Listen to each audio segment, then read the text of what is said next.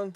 Hey everybody, it's Chris, and we're messing around with the 3000 today because I, in my ultimate wisdom, thought that, you know what, I got the original hard drive from the original owner of the 3000, and he had the Amax Macintosh emulator card on here. But since I have a SCSI to SD, I decided to pop the top here and just hook her up so I could have a zip drive of the actual Macintosh partition. And while I was at it, I did do another backup on a zip disk of my DH0. So what I'm going to do is just show you real briefly what I was working on. I'm not going to put the original hard drive back in because I'm kind of done with that now that we got the old the Amax. This is System 7 on here also. So with the upgraded SCSI chip that I did a couple months ago, weeks ago, I don't remember, I was able to resolve my SCSI issues. And I even got a package here from Amiga Kit on something I ordered a while ago that came in. I don't have the super monitor hooked up. We're just running off this LE1911. I am running the IP stack of Roadshow. Yes, I have my AMI down here, but it's not loaded. So if I run eyebrows, it just works. Close virus Z for a second. You'll see I left my Amax card on my desktop. Is this thing still figuring out what it wants to do? I know. I must have clicked it like 11 times. So I could go to net, and it would just load. So there's this little graphical utility, and I know I'm getting off topic like I always do. So before I launch Amax, I have to shut down the IP stack. And since I'm using Roadshow, I'm running Roadie. It's on Aminet, you can find it, and I'm just gonna, it gives you a graphical representation of the shell life of the Roadshow IP stack. I love Miami because of its GUI and its simplicity, but Roadshow is, I was just supporting the authors and it works, and I'm a member of the Stupid Head Club. If I don't shut down Roadshow, what's going to happen is I'm just going to get a green screen when I try to launch Amax. So I'm going to go into the Amax startup, and I'm going to choose my hard drive disk. You're going to see it says Amax right here. That is what the zip disk is actually called. So I'm just going to go ahead and say OK, and I'm going to click Start. It's going to say eject all disks now. 128K ROMs are installed and OK. And I've done a video on this before, but now, whoops, the zip drive will boot, and it'll just give me the happy face, and it'll start working. This is a copy of the original owner's hard drive, minus his personal information. Because I made it's your basic Mac, like old school. This is how Macs were when the Amigas were out, and that's kind of poo. But it runs okay. And now it ran really speedy off the SCSI hard drive, but I don't want to keep running that. It's shareware, okay. And it says I'm a Mac Plus with an 030 and an 882, no MMU, 10 megs of RAM, 128K ROM. And now I'm going to reboot, and I'm going to eject this disk. And I'm just doing this for a second so I can put in my backup disk. I did that one. I want to kind of get another copy. And I did these RDB so I could boot from them. So I'm just doing a quick reset. I'm going to double mouse button start so you can see my boot options. I called it zip, and it is bootable, priority 0. But I'm going to choose a volume to boot from, because I made them both the same priority. For some reason, here's something I noticed, and maybe if you are an anybody owner that uses Roadshow, have you noticed that your Amiga takes forever to give you a display screen now? And then we pop up. It's just weird. If I disable Roadshow, I don't have any problems. But if I leave Roadshow running, like if I launch Exchange, I have like all this stuff running, so you can't see Roadshow because I have to launch Roadie. Let's see who makes Roadie real quick. Indigolamon. I had to read that for a second. Thanks, Ants, Fance. Okay, well, Indigolamon of AAA, AAA, June 2020, 1.3.2.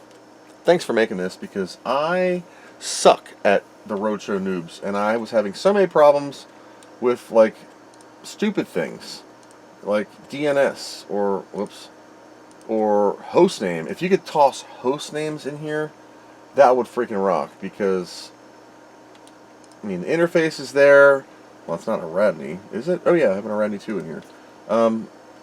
It's great. So where's my zip drive? It's right here. It's called A3000 Backup. You can hear the zip drive chunking along. It's just got some basic stuff, and I name all my zip cartridges with a mount name of zip, regardless of how I format them. And I make sure I do an RDB on every one, because if you just boot off a zip drive, and I know I'm rambling again, but I'm just trying to plow some information out there that people may have forgot. If you take a new disk, like I booted off of this zip drive, right? So it's mounted as zip 0 or zip, and it knows it's RDB. If I eject this disk, put a blank one in, it'll come up as unformatted, and I just hit format. I have to have this disk in to boot and mount the other one. It won't be mountable because it will have no RDB. It's kind of like piggybacking along, piggybacking along the one I booted from. So if you eject it and run HD Toolbox on each disk, it'll have its own RDB, which is how it should be. I know it's a removable disk and it makes it convenient, but after you're done, you can flip-flop them because they all have their own RDB and it doesn't screw up. So that is like a little important safety tip. Okay, so while we're waiting on the Amiga to reboot, what did I get in here? I forgot. I don't know. Let's just see what it is. From Amiga Kit, July 13th this was shipped. It's the 31st. So, I mean, I'll take it. I'm in the United States. I don't have usual problems with shipping. I got another Commodore shirt, by the way. This one's pretty cool. It's more of a like iron-on feeling than my other one. This still isn't booted yet. Look at that. Oh, I forgot about those. These are the correct SIM sockets for the 4000. Remember how I kind of put mine up like that? So all the other ones are kind of laid back, and I got that 190. Another box from Defenda DL Pip box. I wanted to do all new SIM sockets with the metal tangs on the end. I don't know why. I gotta take the whole dang board out and desolder like 400 pins to do it. Maybe I'll just do one, but these are... Why is this not booting? Like...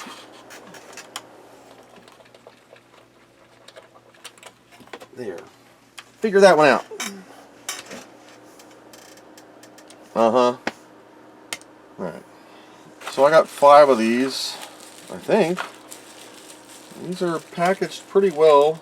Where's my knife? These are the metal ones. Oh, they're nice and hard. And they're not all like the metal moves, not the plastic.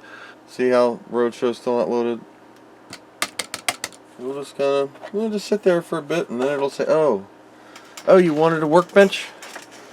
Okay. It's only because of Roadshow. If I rem out Roadshow in the user setup, it's fine. Maybe I'll just leave well enough alone, because I'm going to break something. So what I'll do is well, there's Workbench. Thanks for joining us 2 minutes later. Another thing I purchased. These were super expensive at $2. It cost me more to ship these than it did to buy them. So I bought 2 of them. They're brand new. Yeah. One of you guys on the Commodore Amiga Facebook group recommended it. I'm like, holy crap. It's purple, I don't care, but I needed to 3D print these things because mine, somebody just went all Tanya Harding on them and they're just all cracked up, and those, and I have a longer one that I've had since I worked for Commodore, and it's like got all the real stuff in here. And when, I don't want to drop this, I know this is kind of blasphemy, but when is the last time you saw this? That's Commodore MS-DOS from '89 that I got to install.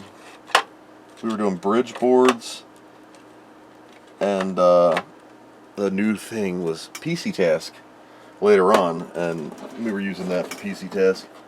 So I'm going to plop those new containers together and kind of free up some mess. You know damn well I'm going to keep my old ones, but the 3000 is, you know, it was just in pieces to kind of give her a little air.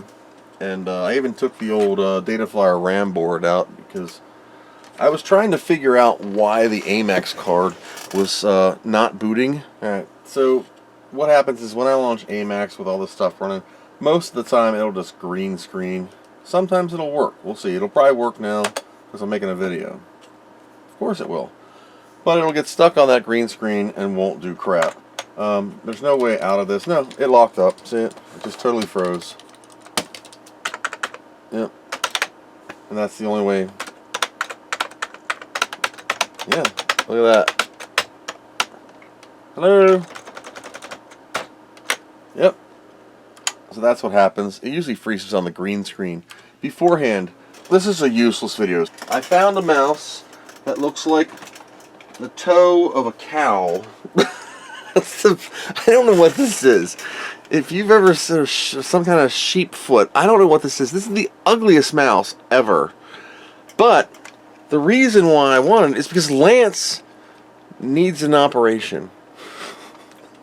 Lance is ballless. He's missing his ball. There's my air conditioner. So I decided I'm going to take this thing, which is called a New Idea. New Idea. That's what this is called. So the new idea is to give its ball up somehow, and I want to put it in Lance. Now, it's a big black ball, Lance. So Lance is getting a black ball transplant here, where his ball was white or gray.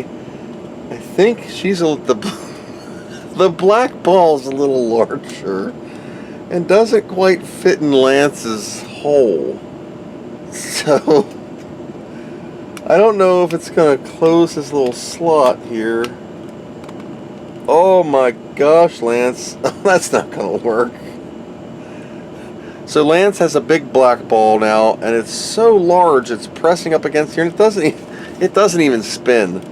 So I don't know what the diameter, and that barely came out.